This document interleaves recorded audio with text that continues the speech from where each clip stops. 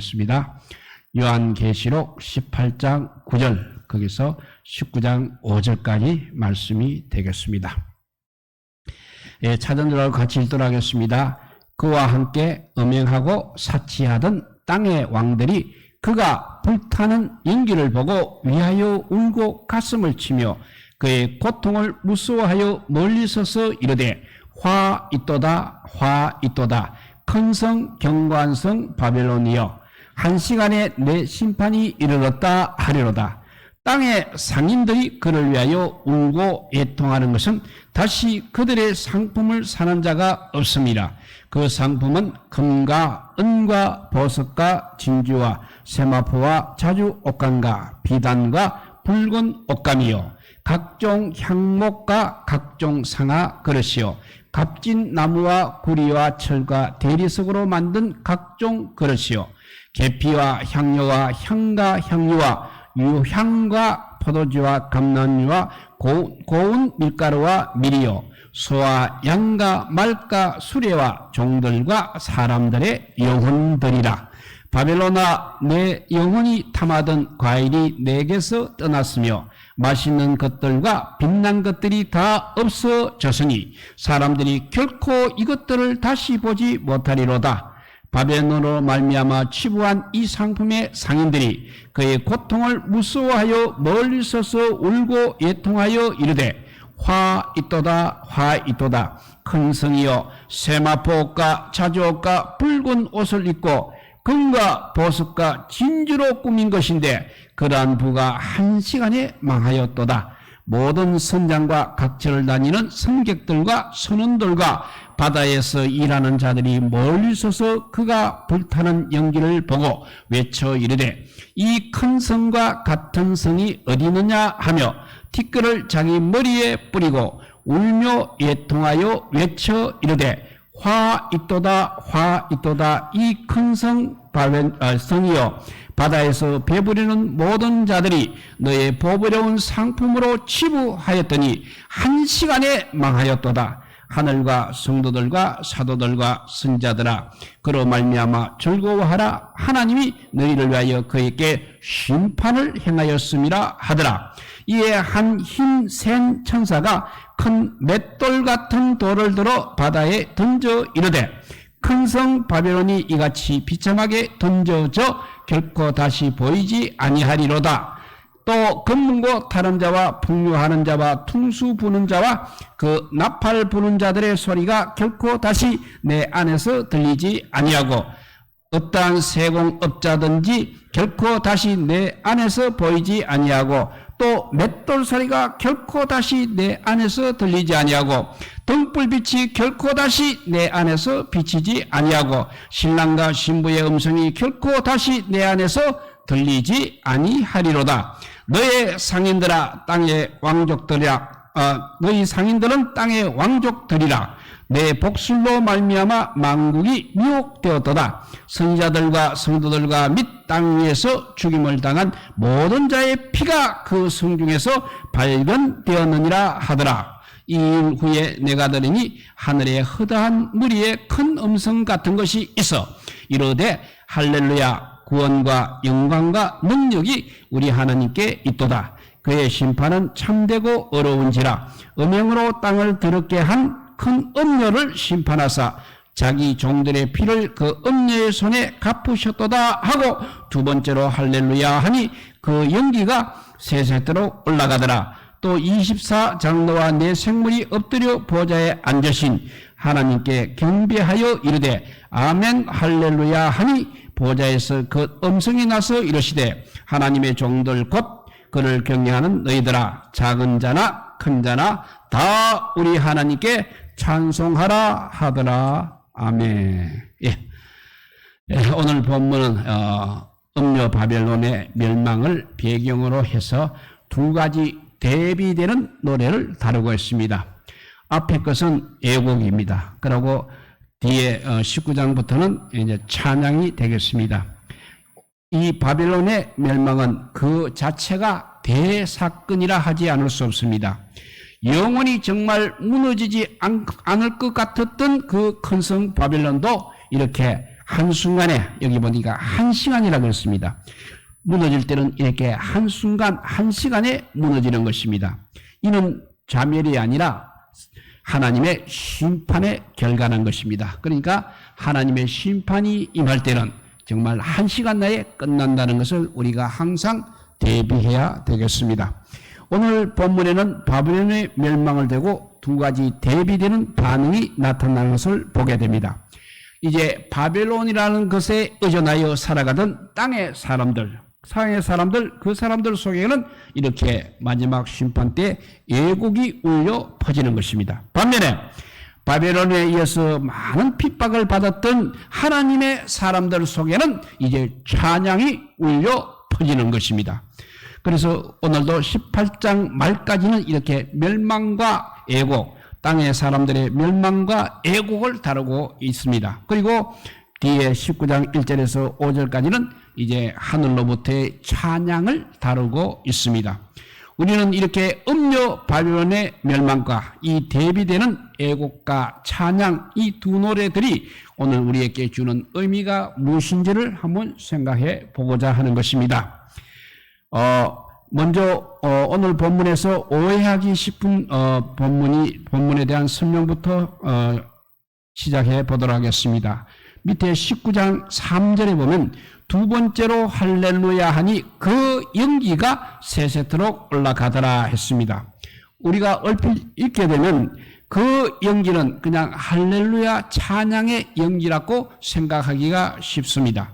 그래서 많은 사람들은 찬양의 연기가 그냥 세세토록 하나님께 올라간다는 그런 의미로 이 본문을 읽기가 쉽다는 것입니다. 그러나 원문은 그것을 허용하지 않고 있습니다. 여기서 그는 그냥 관사가 아니라 인칭 대명사이라는 것입니다.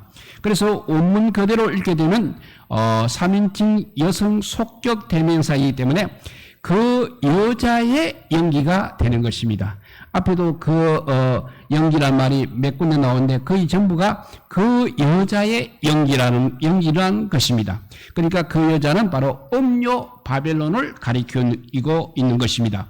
따라서 이 문구는 하나님의 심판으로 불타는 바벨론의 연기가 세세토록 올라가고 있다는 것을 말해주고 있는 것입니다. 그러니까 세세토록이라는 이 좋은 표현은 항상 하나님과 관련되어 많이 사용되고 있습니다. 그런데 여기서는 음료 바벨론과 관련하여 사용되고 있다는 것이 특이하다 할 수 있겠습니다. 왜냐하면 이것은 바벨론의 멸망이 영구적이라 그래서 세세토록이라는 말을 이렇게 썼다고 하는 것입니다. 그러니까 다시 일어설 수 없도록 영구히 불타는 모습을 묘사하고 있는 것입니다. 그래서 우리 19장의 3절과 18장 9절의 연기 이것도 두 개가 직결이 됩니다. 18장 9절 앞에 제일 우리 읽었던 첫 절은 그가 불타는 연기 이 그도 마찬가지로 3인칭 여성 속격입니다. 그래서 이를 원문 그대로 표현한다면 그 여자의 불타는 연기가 되는 것입니다. 그러니까 결국 이것도 음료의 바벨론을 가리키고 있는 것입니다.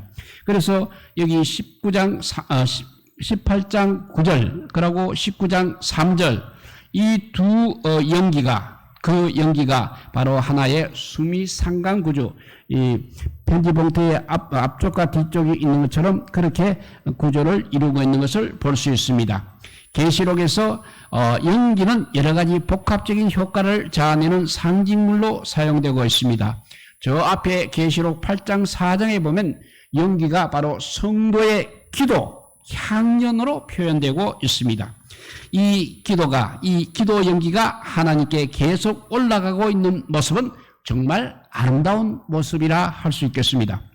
그런데 그리고 또 어떨 때는 연기가 하나님의 아름다운 임재를 나타내는 연기로 사용되기도 하는 것입니다. 앞에 또 15장 8절에 보면 또 성전의 연기로도 표현하고 있습니다. 이런 과거 지성소와 관련하여 그 성소 안에 향단의 연기가 중요한 기능을 가졌던 것과 직결되는 이미지가 되겠습니다. 이처럼 신비하고 긍정적인 차원과 연결되는 연기도 있지만 오늘은 이와 정반대되고 음침하고 어두운 부정적인 차원의 연기가 나타나고 있습니다. 9장 2절에서 3절에 나오는 앞에 9장 3절 계시록 9장 2절에서 3절에 나오는 무정경의 연기가 바로 부정적인 차원의 연기의 대표적이라 할 수 있겠습니다. 그리고 오늘 본문에 나오는 연기에 연소하는 연기 또한 아까도 말했지만 그 여자의 연기이기 때문에 바벨론의 연기이기 때문에 어둡고 두려운 심판의 분위기를 대변해주고 있는 것입니다. 이 세상에 불타는 것은 다 그 끝이 있게 마련입니다. 그런 가연성 물질이 다 연소하고 나면 불도 꺼지게 되고 자연의 연기도 그치게 되는 것입니다.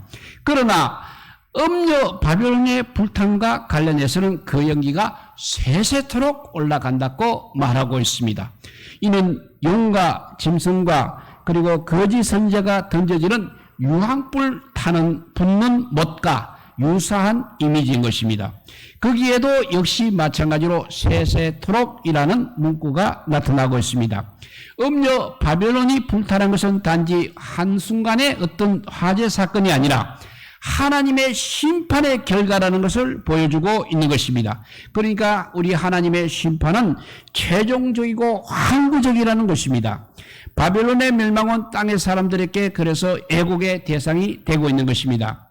그런데 거기서 우리 오늘 본문에서 세 부류의 사람들의 애국이 소개되고 있습니다.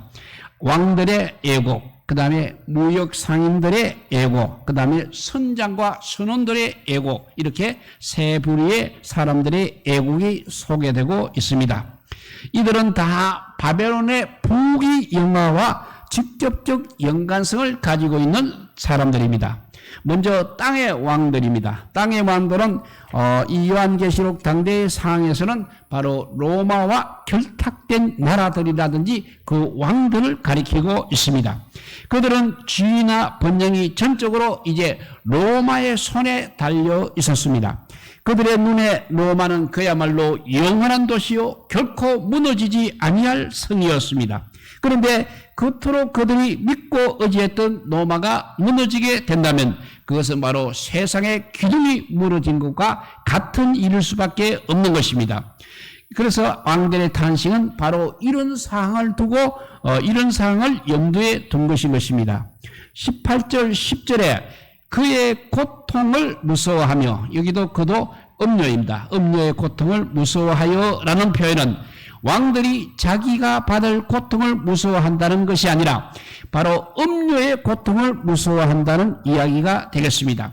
남에게 괴로움을 주어도 결코 자기 자신은 괴로움을 당하지 않으리라고 믿었던 바로 그 큰 성 견고한 성 바빌론이 괴로움을 이렇게 당하는 것을 볼 때 엄청난 공포가 그들 왕들에게 밀려오고 있다는 것입니다.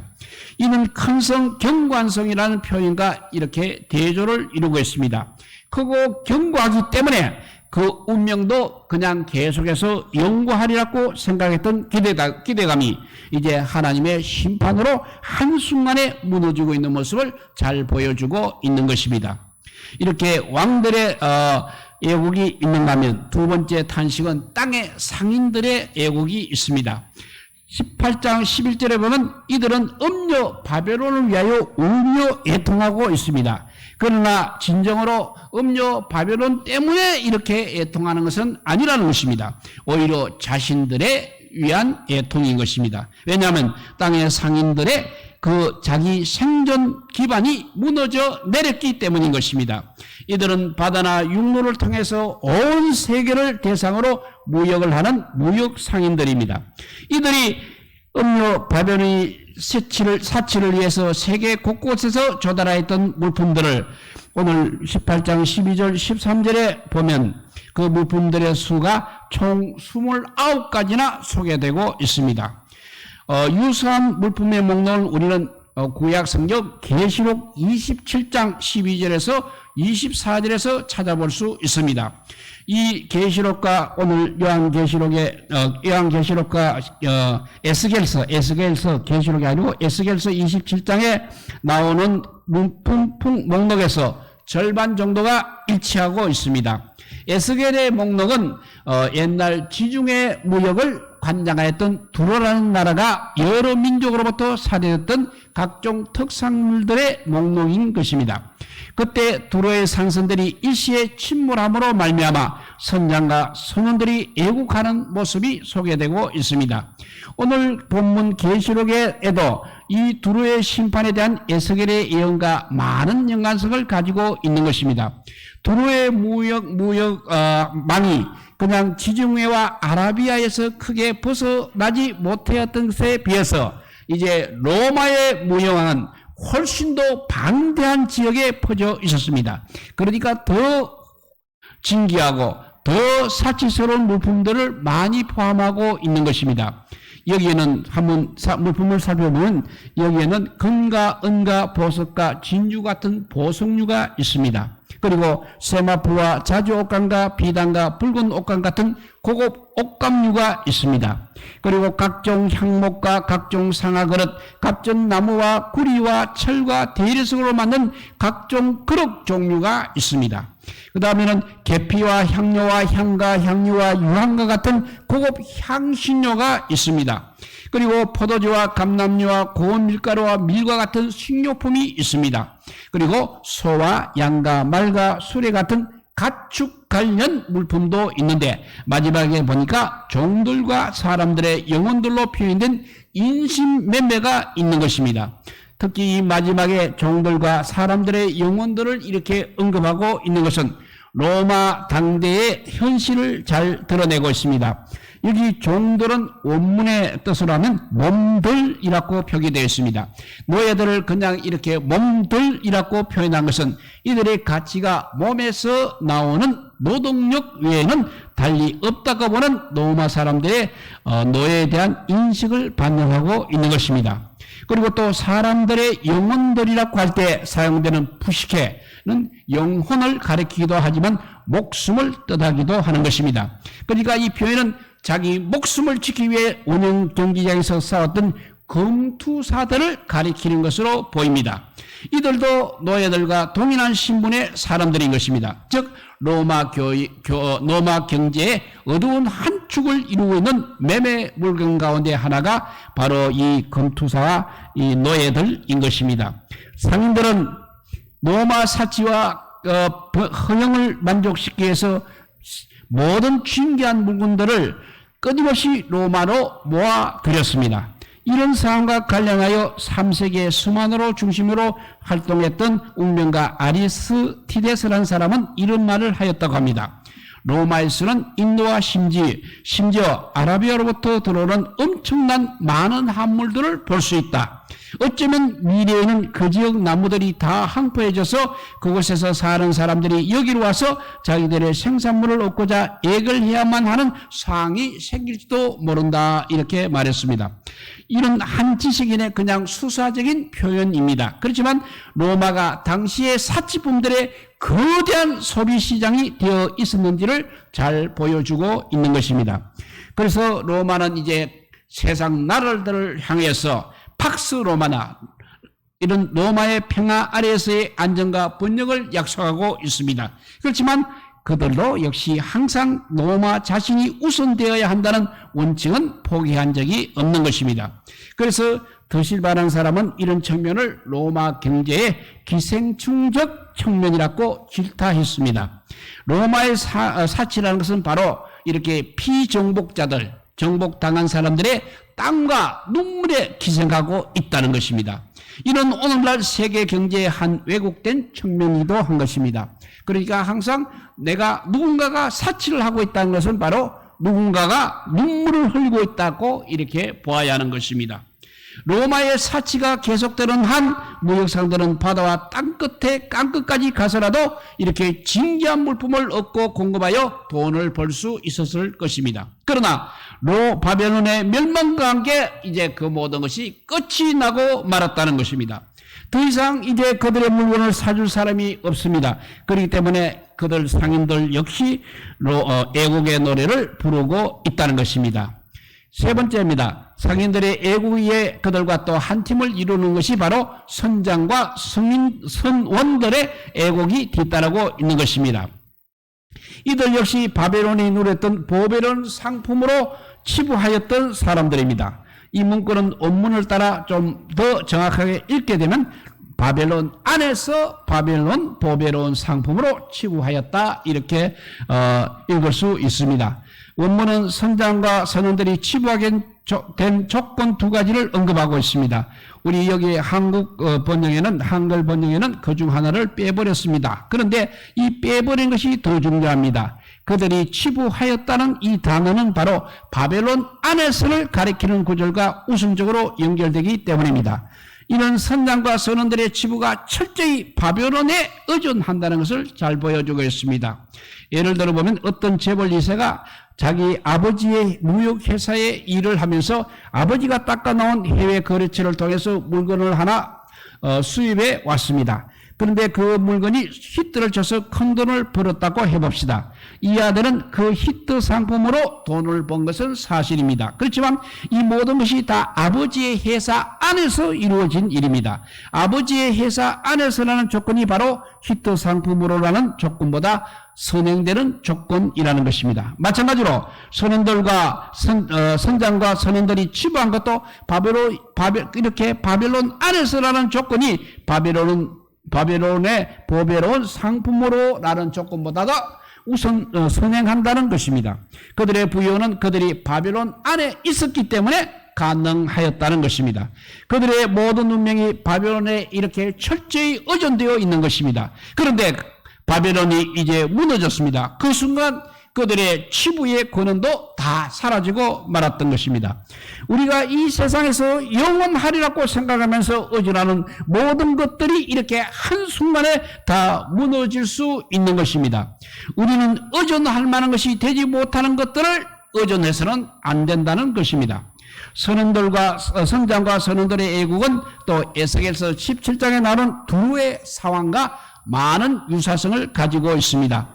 선장과 선원들이 의존하고 있던 두루의 왕은 자신의 권력과 부에 도취하여서 에스겔서 28장 2절에 보면 이렇게 말합니다. 두루의 왕이 나는 신이라 내가 하나님의 자리 곧 바다 가운데 앉아 있다 이렇게 부르짖었습니다.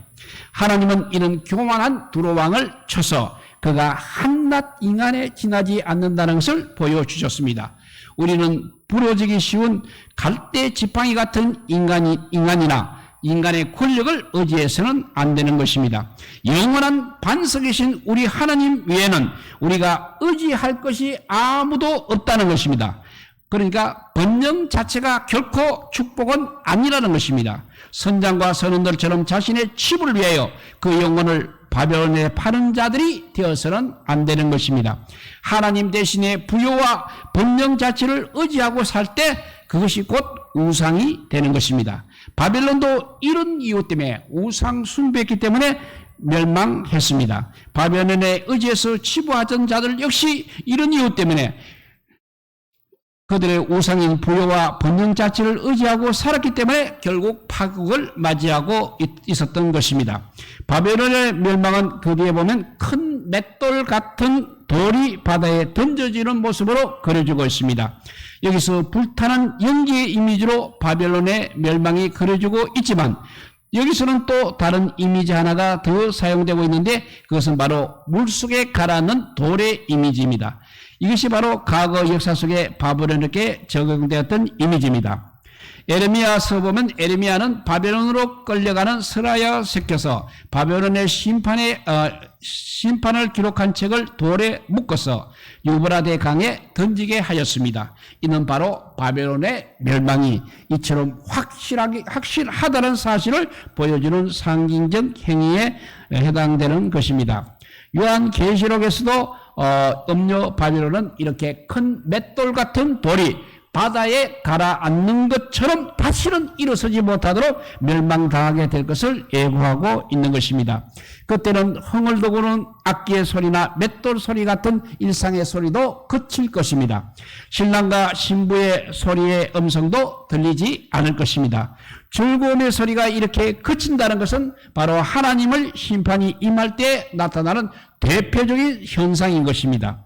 하나님을 대적하여 높아진 모든 세상 나라들이 맞이할 운명이 바로 이것이라는 것입니다. 영원할 것 같은 이런 인간의 제국은 일순간에 한순간에 무너지고 마는 것입니다. 이를 의지하며 살았던 사람들 속에는 이렇게 고통의 애곡이 일어날 수밖에 없는 것입니다. 그러나 우리는 이제 이와 대조절은 또 다른 모습 하나가 소개되는 것을 보게 됩니다. 그는 바로 19장부터 나오는 성도들의 할렐루야 찬양과 그 이유인 것입니다. 19장 3절에 보면 그 연기, 그가 아까 3인칭 여성이라고 했죠. 곧 그 연기, 바벨론의 그러니까 그 연기가 바로 바벨론의 불타는 연기가 하늘에 속한 하나님의 백성에게는 찬양의 제목이 되고 있는 것입니다. 이것은 남의 몰락을 두고 절구하는 고약한 어떤 심령의 표현이 결코 아닌 것입니다. 19장 1절에 할렐루야는 바로 우리가 잘 아는 대로 여호와를 찬양하라는 본래의 명령의 의미를 온전하게 살려서 읽어야 합니다. 왜냐하면 그를 찬양해야 할 이유가 19장 2절에서 이유를 나타내는 접속사 호티 그리고에 이끌려 소개되고 있기 때문입니다. 그 사이에 들어있는 구원과 영광과 능력이 우리 하나님께 있도다라는 문구는 동사가 없는 불완전한 문장입니다. 그러니까 그런 구원과 영광과 능력이 우리 하나님의 것이라고만 그렇게 외치고 있는 것입니다. 이는 우리가 찬양을 돌려야 할 하나님이 어떤 분이신지를 압축적으로 진술하는 시적 표현인 것입니다. 이에 이어서 우리가 또 하나님을 찬양할 이유가 무엇인지를 2절에서 밝혀주고 있습니다. 그 이유는 다름이 아니라 그의 심판들이 하나님의 심판들이 참되고 어렵기 때문인 것입니다. 여기서 또 그리고라는 접속사 호티를 사용하여 그가 큰 음료를 심판하신 것과 자기 종들의 피를 갚으신 것을 그 찬양의 이유로 들고 있는 것입니다. 이런 흐름을 따라서 이 부분을 다시 한번 우리가 번역해 보면 이렇게 됩니다. 여호와를 찬양하라. 할렐루야 그랬죠? 여호와를 찬양하라. 구원과 영광과 능력은 우리 하나님의 것이다. 왜냐하면 하나님의 심판이 참되고 어렵기 때문이고, 또 두 번째 왜냐하면 그가 그 음녀의 음흉으로 더럽혔던 큰 음죄를 심판하셨고, 또 그가 하나님께서 자기 종들의 피를 음녀의 손에 갚으셨기 때문이다 라고 이렇게 번역할 수 있는 것입니다. 그래서 우리가 하나님을 이렇게 찬양하는 이유는 하나님의 어려운 심판 때문인 것입니다. 그리고 바벨론의 멸망은 반대로 자기 죄의 대가인 것입니다. 하나님을 거역하고 그의 이름을 모독한 대가입니다. 그리고 하나님의 종들을 죽이고 핍박하였던 대가가 바로 하나님의 어려운 심판입니다. 이 모든 악한 일들에 대한 하나님의 공의로운 심판이 이렇게 큰 음녀 바벨론에 내려진 것입니다. 비록 세상의 관점에서 보면 큰 음녀가 세상의 모든 권세를 다 가진 주권자요 여왕처럼 보입니다. 그렇지만 실제로 세상을 주관하시는 분은 하나님이시라는 것을 우리가 볼 수 있습니다. 음녀 바벨론의 운명과 성도들의 운명은 이렇게 극과 극의 차이를 가지고 있습니다. 따라서 18장 4절에서 하나님은 내 백성아 거기서 나오라고 부르시고 있는 것입니다. 이 세상을 던지라는 그런 말씀이 아니라 이제는 다른 통치권 아래에서 살라는 말씀인 것입니다. 우리는 음녀 바벨론으로 묘사되는 이제 음녀 바벨론으로 묘사되는 세상 통치에 세상 통치 아래 살지 않고 참 왕이신 하나님의 통치 아래서 사는 이제 하늘의 백성이라는 말씀입니다. 따라서 우리는 하나님께서 하신 일이 무엇인지에 대한 확실한 지식이 있어야만 하는 것입니다. 그래야만 우리는 바벨론과 함께 멸망에 처하는 그런 사람들이 아니라 하나님의 구원을 누리고 노래하는 하늘의 백성의 삶을 살아갈 수 있는 것입니다. 이제 말씀을 한번 정리해 봅니다. 세상 속에서 하늘 백성의 정체성을 지키며 살아가는 것이 갈수록 어려워질 것입니다. 우리는 부귀와 번영이 무조건 축복으로 통하는 그런 세상 속에서 살아가고 있습니다. 그 속에서 낙오자가 될지도 모른다는 두려움 때문에 정말 많은 스트레스를 받고 있습니다. 이 세상은 우리의 영혼까지 팔아야만 생존할 수 있도록 몰아가고 있는 세상인 것입니다. 이런 세상을 잘 집약한 신조어가 있습니다. 그것은 바로 어플루엔자라는 단어가 있습니다. 어플루엔자는 풍요로운 말과 인플루엔자, 그러니까 독감이란, 풍요로운 단어와 독감이란 이 두 단어를 결합해서 만든 신조어입니다. 더 많은 것을 가지면 더 많은 만족이 있는 것이 아니라는 것입니다. 끊임없이 더 많은 것을 추구하는 일종의 사회 병리 현상을 가리키고 있는 것입니다. 우리가 이 전염병에 걸리면 자신을 남들에 비해 뒤떨어진 자로 보는 무력감에 항상 사로잡히게 되고 끝없는 스트레스가 일어날 뿐 아니라 채워지지 않는 욕망에 쫓기고 있는 그런 삶을 살게 된다는 것입니다. 만모니즘의 우상숭배가 많은 이 세상의 병적 형상을 이렇게 잘 압축하고 있는 말이 풍요로운 독감이란 신조어인 것입니다.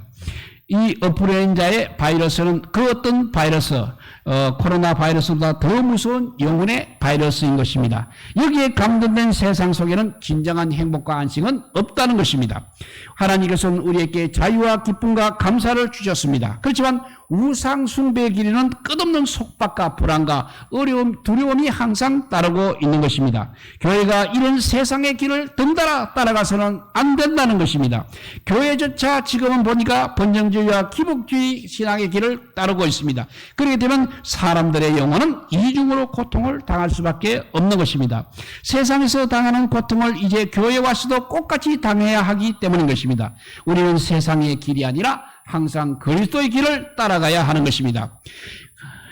그리고 그리스도는 우리와 함께 영원히 누리고 싶어하는 것들도 가지고 계십니다. 이를 위하여서 예수님은 다시 우리를 찾아오실 것입니다. 이런 그리스도의 계획과 약속에 발맞춰 살아가는 그리스도인이 되시기를 바랍니다. 우리가 택한 길이 세상의 길과 정면으로 충돌한다 할지라도 우리는 세상의 길에 굴복하지 말고 담대히 예수 그리스도의 길을 걸어가야 하겠습니다. 우리는 비통한 애국을 노래할 자가 아닌 것입니다. 영광스러운 하늘의 찬양에 참여할 자들이기 때문에 그렇습니다. 찬양의 이유가 분명한 참된 할렐루야의 찬양을 늘 부르는 우리 성도들이 되시기를 우리 주님의 이름으로 축복드립니다. 기도하겠습니다. 사랑의 하나님 감사합니다. 모두가 세상을 따라가고 있습니다. 왜냐하면 이 세상의 번영이 아버지요 바벨론처럼 아버지요 영원할 것 같이 생각하고 있습니다. 그러나 하나님의 심판이 임할 때 한순간에 그것은 다 불타버린다고 했습니다. 그리고 우리는 할렐루야 찬송을 부르는 하나님의 백성입니다. 우리가 계속해서 세상 끝날까지 하나님의 나라를 아버지요 사랑하는 자 되게 하여 주시고 하나님의 길을 걸어가는 그리스도의 길을 걸어가는 우리 모두가 되게 하여 주시옵소서. 이 모든 말씀 예수 그리스도 이름으로 기도드리옵나이다. 아멘. 예, 우리 아까 찬송했는 359장 우리 천성을 향해 가는 성도들이 되어야 하겠습니다. 한번 찬양하도록 하겠습니다.